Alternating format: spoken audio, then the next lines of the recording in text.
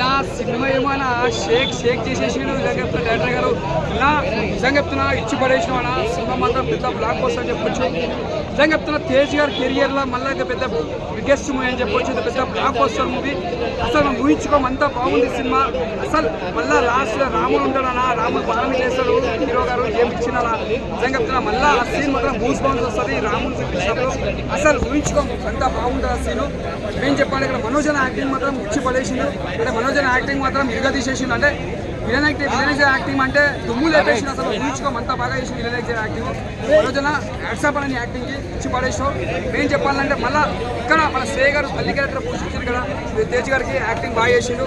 మన జగపతి బాబు యాక్టింగ్లో చాలా బాగుంది. అంటే ఈ సినిమా ఒక అప్పట్లో మమ్మీ సినిమా చిన్నప్పుడు వచ్చి చూసాము, మళ్ళీ గ్రాఫిక్స్ అంటే మళ్ళీ ఈ సినిమా చూసాం, గ్రాఫిక్స్ అంతా బాగుంది. ఈ సినిమా చిన్నపిల్లలను తీసుకొచ్చి 10th క్లాస్ వరకు ఇంటర్ వరకు చూపించాలి, స్కూల్ పిల్లలకి అంతా బాగుంది, ఎంజాయ్ చేస్తారు. మనకు హిందూ ధర్మం అనేది ఇంకా ముందు తీసుకున్న డైరెక్టర్ గారు ముందుగా యాక్సెప్ట్ సార్. ఈ సినిమా ఇంత పెద్ద హిట్ అయినందుకు డైరెక్టర్ గారికి ముందుగా కంగ్రాచులేషన్ సార్. ఇలాంటి